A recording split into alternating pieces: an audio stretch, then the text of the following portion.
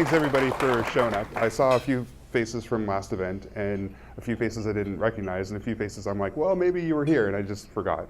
But I'm actually really jazzed that there's so many new people here because I really find this event valuable. So I hope as you walk away today that you have that feeling too. So without further ado, let's talk about me. Hey, look, it's a big picture of me. Really, the things I want you to take away, I'm not going to spend a bunch of time on myself. I've been in the industry for over 10 years. Okay, that's kind of table stakes.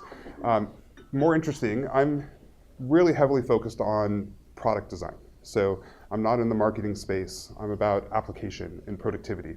So that puts a bent on a lot of the, the ideas that I have around design. I also play beer league hockey. So nice. We have some hockey players, people who appreciate it or possibly play. That's awesome.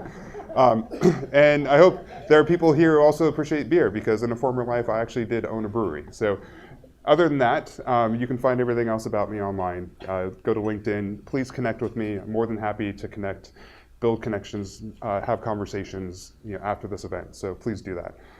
So let's talk about key takeaways. Really, what I'm hoping you take away from today is that there are challenges when bringing design into organizations. So one of the key takeaways is our story as Liberty and you understanding like, oh yeah, like those are probably the same things that we had, or that is exactly the same problem we had. So we're going to talk about the problems like that we identified of bringing design into an organization. And then I want you to take away, hopefully there's going to be value in our story of how we tackled those things. So we're going to talk about like the main ways that we tackled those problems over time. And hopefully those are going to be lessons for you of like, oh, that was actually a really valuable thing. Like we should try to implement that. That's what I want you to take away. So before we dig in, last month we had Margot Daniel here from ADT. I wanted to reflect on last month's presentation, and for those of you who were here last month, hopefully this will resonate. That her big part of her presentation was about culture, and how do you change culture when you bring design into an organization. So it was ADT's story of how they did that, how they understood that ADT is a heavily data-driven organization, that they were actually afraid to talk to their customers, and how they changed their culture to bring value in design. So a lot of what I'm going to talk about today is actually about change management and culture management.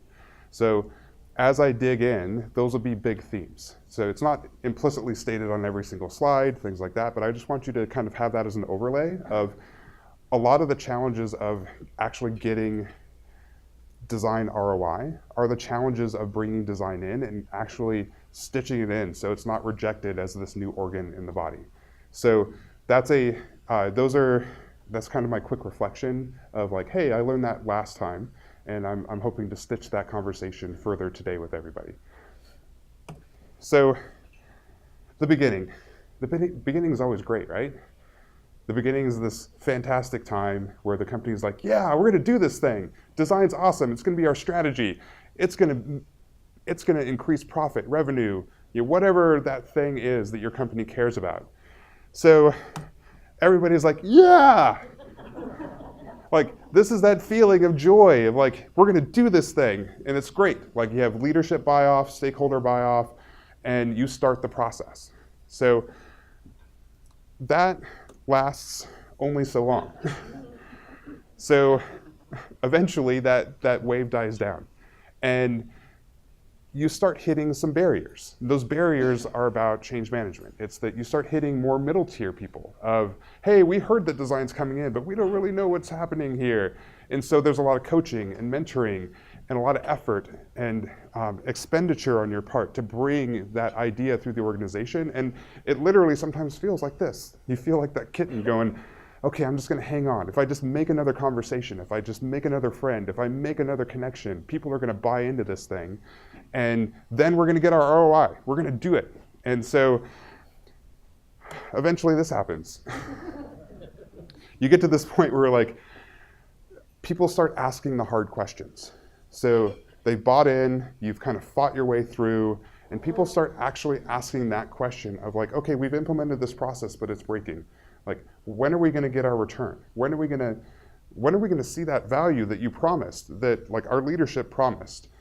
And it sometimes, and I say this from a very personal aspect, it does feel like a dumpster fire sometimes, where you're like, okay, how do we solve this?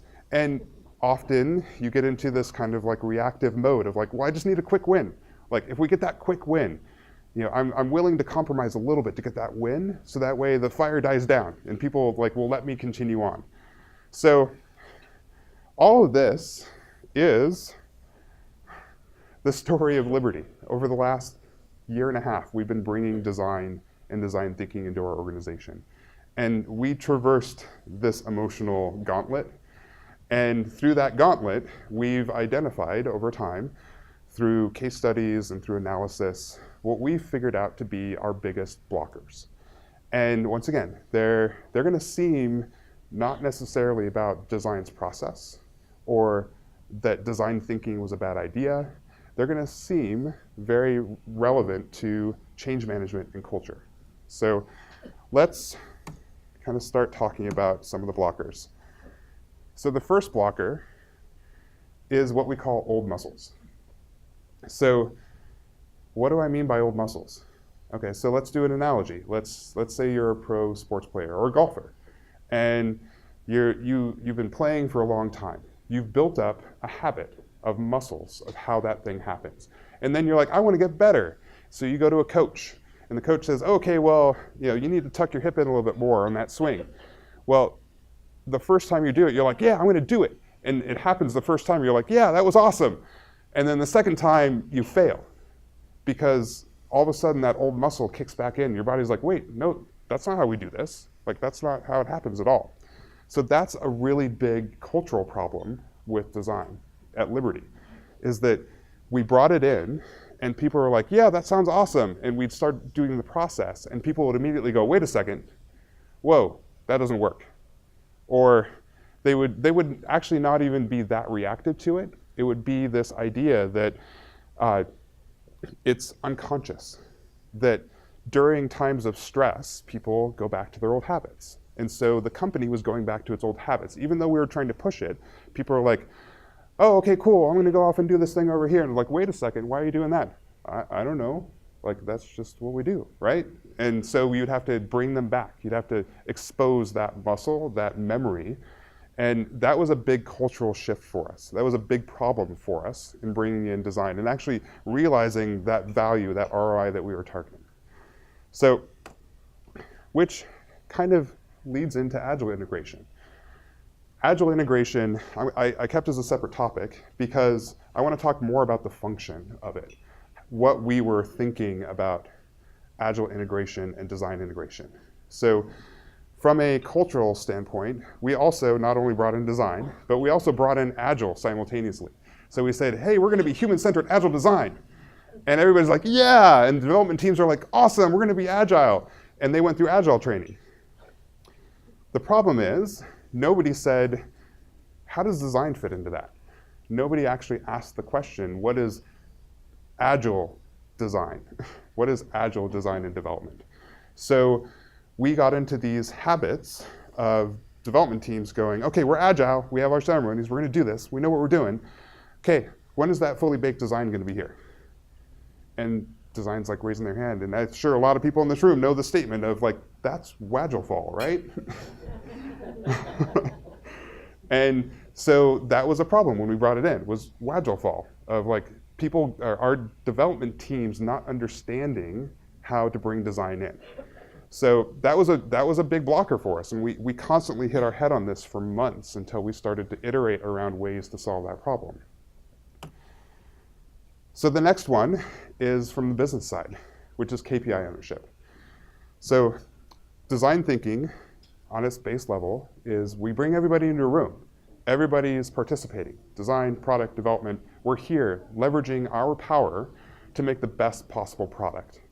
So the initial reaction from the business was a step forward of like, hey, this is awesome.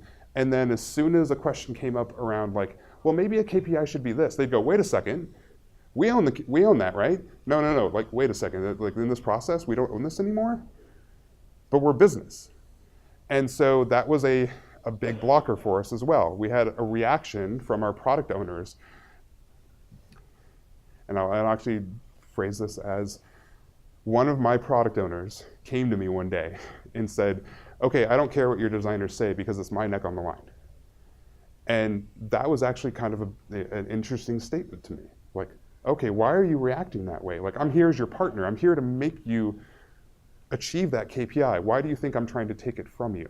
So there was a cultural aspect, and once again, a design integration cultural aspect that we were fighting in that area.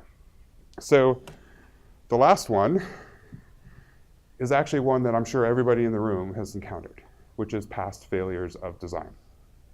So prior to this new initiative, Liberty had design. So did Safeco. Like we had designers all over the place. What were those designers doing? They were segregated into tiny little pods, and they were basically ticket takers.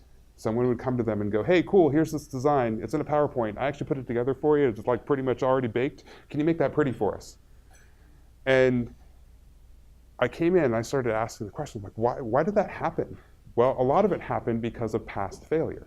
That design, even historically, over the last decade at Liberty, was never integrated well. And so it got to a point where the company just said, okay, cool, designers, you go sit over there. Like, we're gonna tell you what to do because that's the easiest way for us to control what's happening. And so our past failures had painted our organization in a very negative light. So these are these are kind of the big challenges that we overcame. There's a bunch of like little flavors that happen all over the place, but these are the 4 biggies that we decided to tackle. And before I talk to you about how we tackled these things, we're gonna do a little exercise. What I would like you to do for the next little bit is, there's sticky notes on the table. Hey, look, I'm a designer and I brought sticky notes. I'm shocked. So what I want you to do is grab sticky notes, and I want you to spend the next few minutes thinking about blockers in your organization to achieving design ROI. Like, if you have any blockers, like what are those cultural things? What are those process things? What are those things in your organization that you're like, man, I always hit this wall. Like, why can't we effectively break in and get design integrated well? Or why can't we, why am I always getting questions about like where my value is, or like that partnership I'm having troubles with? So say you're in development or you're in product and you're like, we're having struggles with design. Like, what are those blockers to really embracing design in your organization?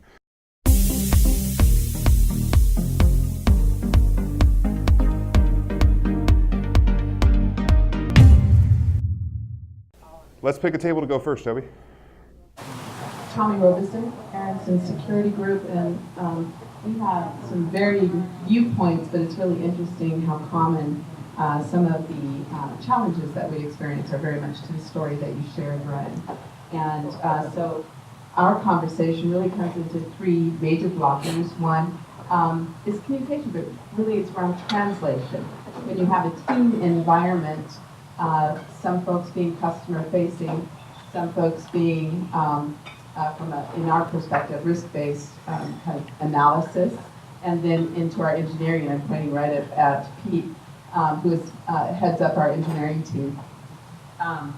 The translation, not the fact that it's not being communicated, but it's repeated in all of our companies. And the idea as a blocker is the level of communication provided from the customer, and then the translation of communication amongst the team.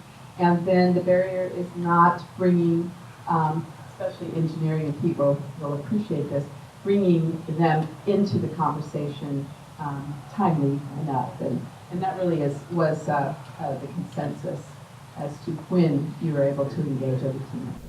Great. I'm David Kubiak with T-Mobile in the end-to-end design space there in IT. We had a variety of topics. The one we're going to present is really around the siloing of potential talent and expertise, and how it can be tricky to find the balance between, never mind if you're going to totally do organizational redesign, but the idea that you've got to have good representation and understand who's driving, why they're driving, but really balance those voices along the way. Awesome. Great. Hi, Carolyn Paola from Europe. We actually, every one of us combined in one topic. And what was really interesting was it was basically understanding the value of design efficacy and kind of always chasing that shiny object. And so we really bonded on that. We're like, this is the only topic that we have all of us kind of agreeing on. So really kind of knowing, are we listening to the users, or are we listening to, well, in my case, my background being startups and emerging growth companies was always chasing a shareholder shiny object rather than actually listening to the customer, but just in general, looking at the design efficacy. Nice. I have a feeling that that table is really gonna appreciate a little bit of my presentation later. So. I'm Danielle, I'm with Mentor Creative. We decided that communication was a large blocker, and that kind of was a blanket for a lot of the things that we talked about. So having your leadership on board, having inclusion early enough, having well-defined problems that, you know, if you look at all those things, they all could tie back to communication and how those things are being presented, making sure you have what your KPIs are going to be in place, etc. Great. Hi, I'm Beth from Project 202. We kind of ran out of time, but there was a lot of discussion around return on investment for design efforts and how there's misalignment both vertically and horizontally within organizations on what the ROI for design should be, and how that's not necessarily always sales, and that's not communicated clearly throughout the organization. Great. Hi, Mike from Tommy Bahama. We were talking quite a bit about organization and culture and how sometimes it can feel a bit decentralized across all of our units. So who really has that ownership, which group, which goes right back into assigning accountability and KPIs, like do we have alignment on some of the metrics that we are collecting. There was a conversation into kind of a legacy mindset. Why do we need to change? Can we just rinse and repeat? So that buy-in on new ideas and doing things differently is always a struggle. And then we have an interesting conversation around entrepreneurial mindset in a mid to large-sized company, which would be a good thing. It's also a bad thing if you have someone within a certain group deciding on technology for a larger company without considering experience first. It's kind of the chicken or the egg, but the guest loses. Great. Okay, well, thanks everybody for being willing to share your pains and talk about them, because once again, Liberty's story is unique, and it doesn't cover all of the blockers and all the pains. So that's why we did the exercise, to hear other blockers and pains, other flavors out there. So as I was listening, I was like, okay, cool. I think there's nuggets in the rest of my presentation that I think every table is going to find some value in. So that's great. So I realize that we're a little short on time now. So I'm going to skip through the wordy slides. I'm going to talk through a lot of this. So our number one way of solving this problem is what we call managing up. So I like this phrase a lot, because it's something that's really, really familiar to people who've been in the tech industry for a while. Like we've kind of been ingrained and trained of like, okay, like if I want to do better in my career, I need to know what my manager cares about, so that way I can actually do things that make my manager look better, because then my org looks better. So managing up, and we take that concept through our KPIs. So the quick story for this is that our business sells policies for insurance. Ooh, super sexy. And at no point in time is a human ever going to go, hey, I want to buy a specialty insurance policy. They probably don't even know what that means. But that's what the business cares about. They're like, hey, this year we got to sell 50,000 new policies in the specialty insurance space. That's the KPI. Well, us as a design organization and our partners, we have to figure out how to map that. Like we have to put that into human language. So we start breaking it down through this managing up process. So we go, great, that's your business goal. That's our strategic goal. What does that mean? Well, humans, they buy ATVs. oh, okay, well that's a specialty product. Humans don't know that ATVs are specialty products. Okay, so how do we map that downward? We go, cool, we have specialty here, we have ATs and RVs and things like here, down into this, and we bring it into journeys of, okay, I as a human just bought, or I as a person just bought an ATV and I need to insure it. Like that's an actual human statement that we can bring forward from a design concept that then we can map upwards. So we can go, great, so this is our journey, and it supports that high-level business KPI. So if we target this person's journey and we solve that pain, then we're pushing the KPIs. So that's a way that we manage up at Liberty, is by transforming non-human-centered language around KPIs and business strategy to human-centered journeys. And once we've done that, it becomes really easy for us to talk to them, for our partners to talk to them, product to go, oh, I see how that maps up, and for leadership to go, oh, okay, like, yeah, I get it. Like, if we attack that journey, that human-centered journey, we're gonna move the KPI.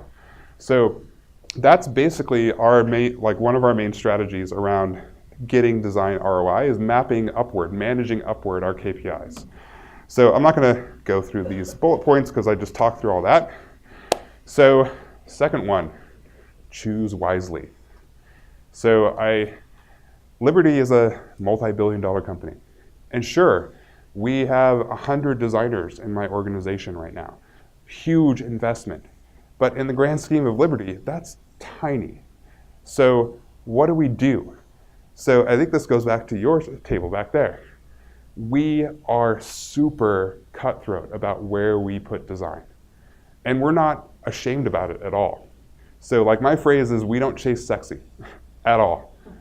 And part of it's that it's historically been bad for us at Liberty Mutual. We chase sexy. We go, cool, like we have this idea, it's super sexy, like we want to go do this thing, and it never comes to market. It's malformed. It never had a KPI associated with it. Nobody ever really knew how it was going to move the business strategy. So what we do is we take that managing up, we understand what our KPIs are, and we go, okay, here's our table stakes. Where is our best bets for applying design and moving the biggest KPIs? Once again, we're really cutthroat about this. So it doesn't really matter that like you have this awesome project over there that's going to move like $1 million worth of revenue. If there's another project over here that's going to move 50 million, we're going to apply it over there. So that's why, that's our phraseology around choosing wisely, is that we're small and we have to be strategic and we have to put our resources in the biggest bets to make sure that we get design ROI. Because if we don't, we're going to either apply ourselves in failed projects, which are obviously ROI killers, or we're never going to be seen as the big levers that the organization is going to use to move their KPIs. So that's why we're super cutthroat.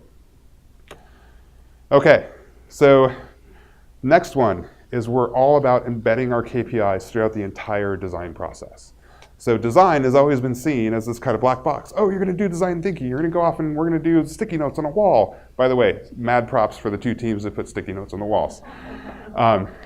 So the big thing there is that by treating it that way, our partners saw it as a method without connection. So we would run through and go, okay, so they'd be like, great, you're doing this thing. When are you going to have designs for us? So now we're super strategic about it. Before we do Empathize, actually at Empathize, we have our product owners and our stakeholders come in and go, hey everybody, this is the KPI we want to move. This is why we're here in the room. So we've level set in front of everybody. Then as we move into ideas and prototypes, as we brainstorm and said, hey, we have these awesome ideas, we're vetting them against those same KPIs to make sure that we're not chasing some fantastic idea that's never going to move a KPI. We move into learnings and iterations. So everything that we do at that phase is, are we moving the KPI? Because if we're not, then we need to change what we're doing. Once again, we're not there to chase fancy ideas or chase sexy. We're there to move the KPI.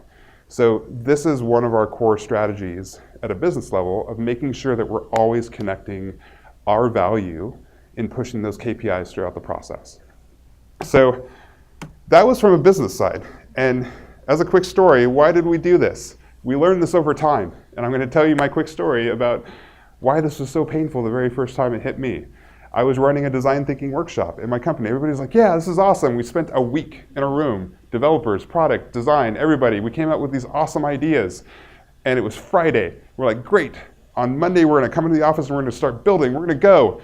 And then my senior product owner stood up and he goes, so yeah, these ideas are great, but I don't see how these are gonna like actually increase our revenue. So he was our Debbie Downer. But it was a learning moment for us. And that's why we embed in our KPIs. We embed them through the process, so that way we don't hit that moment. We don't hit a moment where someone says, wait a second, why doesn't that solve our problem? So the last two things are about our development partnerships. So that was business. Now we're gonna talk about dev. So to get away from Wagelfall, what we do is our mantra is cards on the board. So what does that mean? So our problem is that we would do our design exercises and then we'd get into Agile. And our Agile teams would go and it'd be like, oh cool, what's design doing? Like what's happening? And it would be this disconnect. So our attitude is that at the end of our process, we put cards on the board. And what does that mean? It means we have design cards. It means that we're influencing dev cards. It means that the moment we have made a choice on what we're gonna do, the next thing we do is we put cards on the board to go towards MVP, to go towards the next iteration, the next sprint. So that way design never seems unintegrated. It's that design's materially influencing the cards that are going on the board next. So that's one of our key integration points with our development teams. So the next part is one of our past failures was around MVPs. So we had to change the culture of MVPs, and this became a big value for our development partnerships.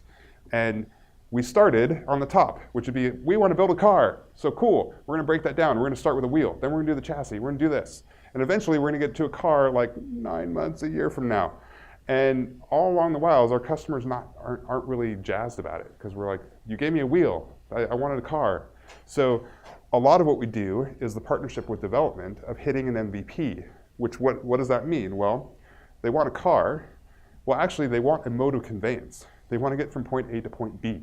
So if we give them a skateboard to start with, sure, they're not going to be super happy about it, but they're going to like, hey, you solved my problem of helping me get to point A to point B. And then we iterate through the process. So what does that do for our partnerships? What it does is it makes sure that we're always focused on the highest value cards, that we're focused on learning and going, great, what did we learn? Okay, now we know what our next step is. Now we can get to the scooter. So what are the highest value cards to get us to a scooter? What are the highest value design cards to iterate and learn through? And then also development cards to get us to that process. So this was a big change for us as an organization, was embracing a new way to define MVPs. And once again, this is all about making sure that we're hitting KPIs and that the team sees that design is actively involved as a value partner through that process. So, okay, I'm almost done. You're probably thinking, hey, that's all nice and all, but did you actually get design ROI? Well, uh-oh. My computer just died. So the proof is in the pudding. So I'm gonna give you some context. So for the year 2018, in our Seattle office, which is my team, we are targeted to spend $1.5 million on design resources. So our targeted recoupment, our design ROI out of that is $20 million. So that's a pretty spectacular ROI. That's also, there's a lot of ifs and buts that go along with that, a lot of historical trends. So how do we know we're gonna get that 20 million? That's kind of the big question in the room. So we actually did a big historical analysis of our projects before we started bringing design to the organization in its new way. So prior to this, Liberty's track record was super awesome. It was, oh, okay, yeah, for projects we put design on or no design on, we, on average, get about 80% ROI. And that's due to projects failing, projects coming to the market half-baked, customers not being satisfied, IT spend getting spent in areas that were not valuable or strategic. So that was kind of our baseline. So we used that as our marker to go, okay, well, what does it mean now that we have our new design organization? So for 2018, for every single project that we are applying our new design methodologies to and our new attitudes, all of those projects are exceeding KPI expectations. So we have 0 failures, and we're pushing all of the main strategic business KPIs. So it is a little bit of causation, effect, but this is our baseline measurement because we're new, and this is our kind of table stakes way we're trying to quantify our design ROI. We know how poorly we did in the past, so now that we're doing this, are we failing or are we actually pushing KPIs beyond expectation? So this is actually 20 million above and beyond target KPI. So it's not just 20 million in aggregate that we as a team, as a company for Liberty Mutual, $1 billion, affected 20 million. It's just that on top of the stack of their target KPIs, we've increased it by 20 million. And that's our target for this year. So there's a lot of factors in that. And we're going to run out of time to kind of dig into all of that. And that's more of an extended conversation.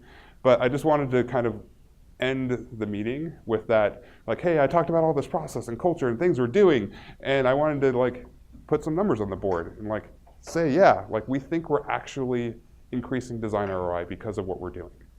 So here's a summary of everything we talked about. I don't want to go through this because we've already talked about this. But other than that, I just wanted to say thank you. So.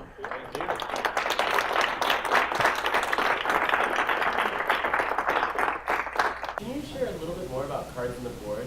What's your focus during that season? Yeah. And what's your role? Because I bet the stakeholder group has expanded during that time. Okay, yeah, and actually that was part of I realized as I was kind of rushing through the end bits, so that's a great question. So the story behind it, how we got to that learning and that method is when we started bringing design thinking into the organization, we would run our workshops. And at the end of the workshops, we'd have these great ideas, and we were having troubles operationalizing them. It would be like, okay, great, we have these things that we want to go do. And then our teams would struggle for weeks trying to figure out, well, what do we do next? How do we translate that idea into something real? And so we started embedding this idea of, that's a failure. If we run this 5-day workshop with this many people that costs X amount of dollars, and we walk away and our development team's yeah, that was cool and all, but what do we do? Or the design team's off in a corner learning things and nobody understands what's going on, then we failed. So the last day of our workshop series, after we've killed all of our ideas and we've identified what we're going to go after, we sit with our teams and we're okay, designers, what are you going to go do? Okay, we're going to go learn this. We're going to go build a prototype to do this. We're going to go meet with customers around this question that we have the answer, around the solution. Great, put cards on the board. So they actually put design cards on the Kanban boards. Then developers, we actually work with our developers going, okay, great, what do you need to do to start running? We have this idea, what's blocking you? And then we have a conversation. We go, great, what do we need to do to put cards on the board? Or what cards do we need to put on the board that will unblock you from those things? And so it's a really collaborative moment with our development partners to really embed design at the Kanban level, which honestly never happens. Design is always kind of pushed out of Kanban. And so past that point, basically our goal is that we leave Friday and on Monday there are cards on the board and people are actively running and doing things. And that's how we defeat that failure. So past that point, cards still go on the board. They move down the board, and as design moves their cards down the board, they're inputting new things and new artifacts on the board for development as new cards. So design cards are getting translated into actual development cards, and those are going down the board. And design's continuing to do that iterative cycle actually on the Kanban level, which is, we found it was really weird at first. Honestly, it was strange because it doesn't happen. But we tried it, and we're hey, let's do this thing, because the problem is that developers are we don't know what's design doing, and we don't know when you're going to give us artifacts, and we want you to give us everything before we're going to do anything. Waggle fall. And we're no, we'll put the cards on the board so it's really obvious. in this week, design's going to go talk to 10 customers and try to learn this thing, and the output's going to be this artifact that you're going to then consume in a grooming session to then put more cards on boards that you can then develop on.